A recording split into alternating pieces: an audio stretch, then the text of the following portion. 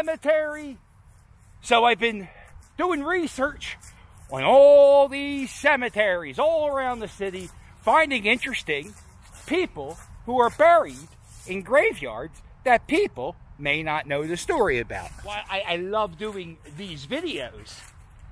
My least favorite part of these videos is looking for the graves, because I'm at a cemetery which moved a bunch of headstones. So I don't know if the headstones I'm looking for even exist. But you know what? People still need to know the stories about the people in these cemeteries. That's what we'll do. Greenwood Cemetery is located at 930 Adams Ave. This property once belonged to Dr. Benjamin Rush. This is the final resting place for the children of Marie No. From 1949 to 1968, Marie had 10 children. All 10 children died, 2 of natural causes. The other 8 were murdered by their mother, Marie No. Before these children had the opportunity to become toddlers, they were suffocated by their mother. She almost got away with murder, but was arrested in 1999. In 2019, she completed her jail sentence, which was 20 years probation. This is the grave of James and Kate Dukenfield. James was born in Sheffield, England, and in 1856 he moved to America. He was a veteran of the Civil War. After the Civil War was over, James began selling produce. He hoped his son William would take over the family business. His son wanted no part of being a produce pusher and left for Hollywood. His son is W.C. Fields.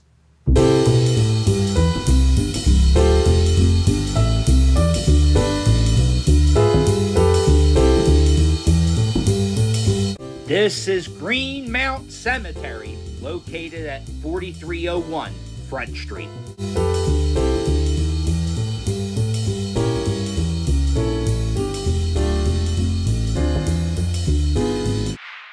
When they're looking silly, just get out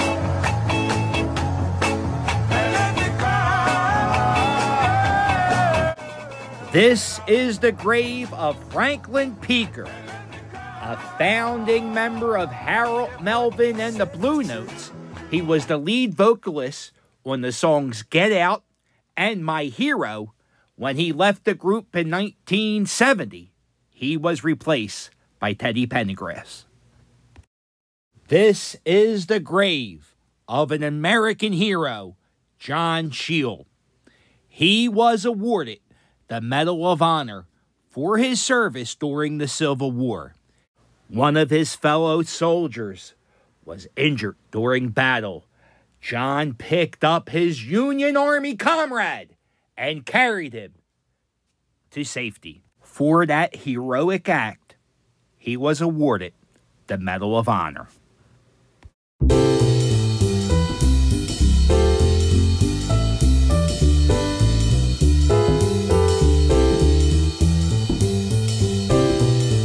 This is New Cathedral Cemetery at 3900 Front Street.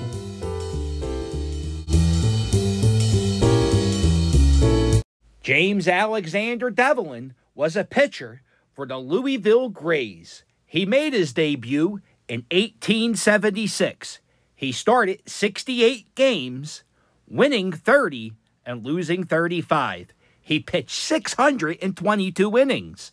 In 1877, he threw every pitch for his team for all 61 games during that season. He was banished from baseball for life in 1877 after it was found out he accepted money from gamblers to throw some games during a pennant race.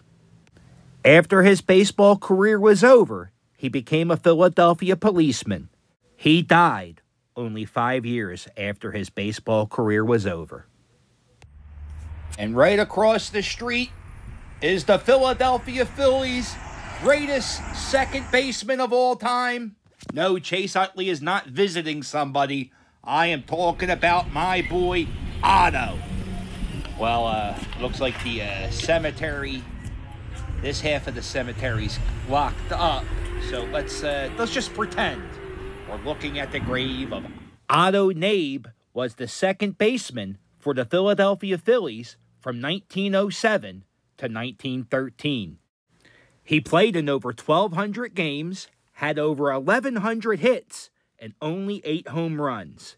For 4 years, he led the National League in sacrifice hits. 3 of the years he played for the Phillies, he received votes for the National League MVP.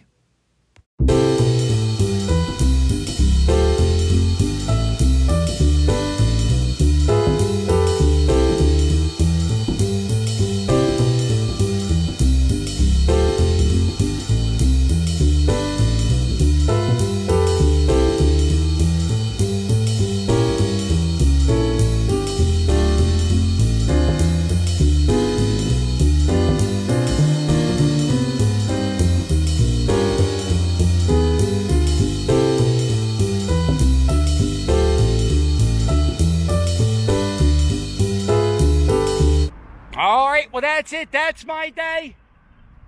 Looking for graves and cemeteries. It was a long day.